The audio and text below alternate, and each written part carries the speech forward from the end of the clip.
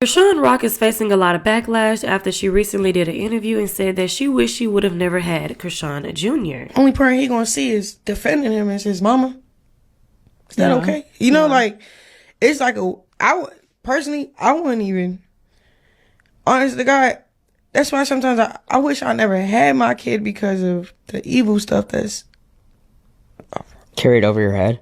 No, it's like, just how the evil in the world. Yeah, so much evil, but even it's close to my kid. It's in his daddy, it's in his grandma, it's in the people. Rock is only saying this because she decided to have a baby by Blueface, even though Blueface did not want another baby. She wanted to be Blueface's baby mama and not Junior's mother. You can tell that she wished that Junior was never born because she does not actually get him any help. Like, we can all see that something is wrong with Krishan Jr. And instead of her just acknowledging her wrongdoings because she was smoking and drinking while she was pregnant, instead of her acknowledging her wrongdoings and getting her child some help so he can prosper in life, she's not doing anything but going on Instagram Live every other day talking about Blueface. She wants to talk about people being evil, his dad, his grandma, but at the end of the day, they said they love Krishan Jr. just the way he is. They just want her to drop him off so that they can take care of him without her, which I can understand. Like, they seem like they want to get Krishan Jr. the help that he actually needs, and Krishan isn't trying to do any of that, honestly. Krishan also wants to talk about people being evil. She was the first person that was being evil towards Krishan Jr. if she wants to be real about it.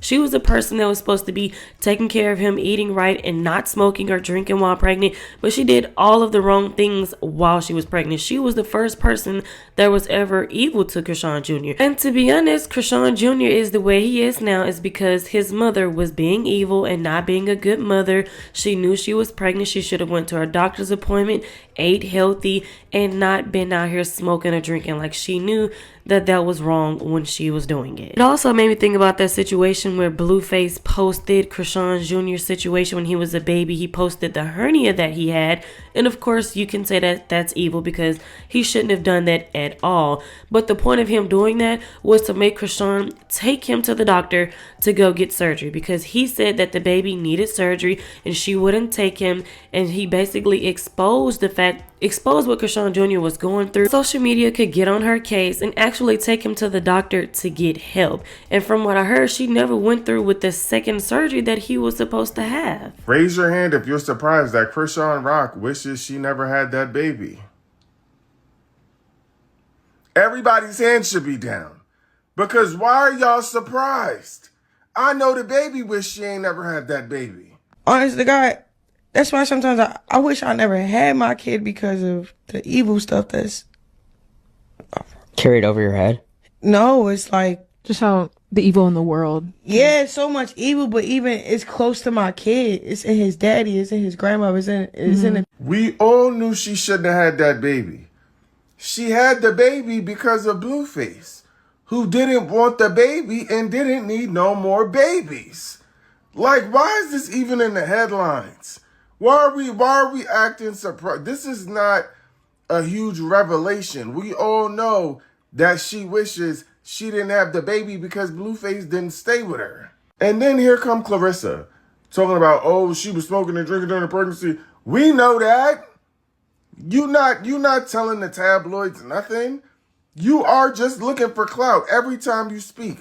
And we know you in love with your sons. You got a weird relationship and we all scared. So you don't need to talk to nobody about parenting. Anyways, you guys know the situation between Gorgeous Doll and Jada Waiter, where Gorgeous Doll is accusing Jada of copying a design, and Jada clapped back, and it sounds like she's basically saying she's gonna keep on copying whoever, okay? Let's do a little business 101. Just because this is a topic, even if I'm not a part of it, I see it happen so very often. Entrepreneurship, period, is a cutthroat industry. I always say this term, you're either gonna fall short or fall in line. You have to keep up with trends, you got to keep up with what's ahead, and you got to keep up with what people want. The hardest thing to do is patent or copyright a garment. So like a jacket, a skirt. That is probably one of the hardest things to do because so many of these things that we see have, quite frankly, been done before. The only thing that is technically yours when you are selling garments is your logo. So I see a lot of dupes of Wait a Minute, but they'll either do no logo, or they'll put something else where my logo is. And can I be mad at that? No, because guess what? This is how the game goes. And this conversation is only for people who mentally understand the ecosystem, because those are the people that are, quite frankly, successful in this ecosystem. And whether you get inspo from back in the day, traveling, art, music, a specific person, you're being inspired somewhere. I just think when people get on here and complain about somebody copying them, it just screams like, yo, shit not selling. Because I have seen bigger companies than me steal the mojo. And I don't get on here and want to argue, because guess what? My shit's selling. Granted, if your way of getting your flowers or the recognition you deserve is bigger brands and influencers you feel like are copying you, so be it. I hope you sell out. But as an entrepreneur, and as you grow, you have to literally learn how to alchemize the fact that people are going to copy you. And here's the hard truth. Sometimes they might actually do a better job at what you've done. And I had to adapt that mindset as an entrepreneur just as years go on, because that don't stop my dollar at all. So I say all that to say, get better marketing rather than using hate or calling people out to boost sales, because that's not going to stick in a world that is so fast and people all selling and doing the same shit. What really make you stand out as a business, aside from bickering and calling people out? Like, that shit not cute. That shit don't stick.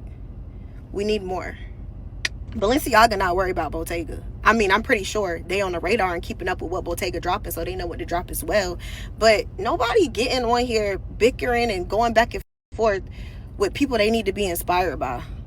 Good night. Jada did respond to the messages between Gorgeous Doll and her vendor, and Jada said, and let's dead this right now, I never went to nobody's vendor. I don't have to do that because I use the same MF people every time, and he's not even Chinese. Whoever she's speaking to clearly playing games too, and they even said no, they thought. Then says, like, if we gonna be anything, let's be for real. Y'all gullible behinds believe anything. I can text my manufacturer on the WhatsApp too. But anyways, Gorgeous Doll did clap back after Jada basically said that Gorgeous Doll tracksuits was given very much saggy, and Gorgeous Doll was like, hey, I'm basically making outfits that's going to fit everyone, not people that's dressed or have the body of a 13-year-old boy or have BBL. So you guys go ahead and take a listen. I didn't say anything today, and I was just letting the day play out.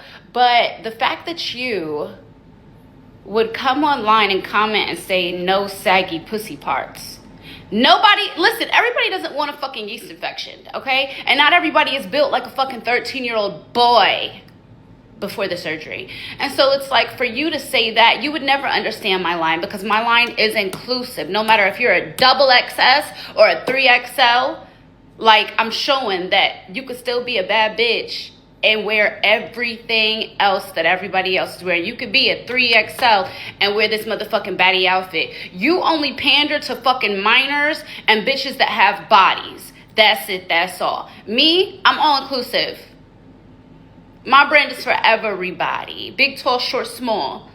So it's like, for you to say some shit like that, it just shows your brand only markets to motherfucking kids and girls who literally either are built like 13-year-olds or just a BBL bandit. The BBL bandits can't even fit your shit, to be honest, because you only make clothes for bitches who have a body type like yours, which is fine. That's your brand. But don't talk shit about my motherfucking brand because of the fact that I'm able to crack codes and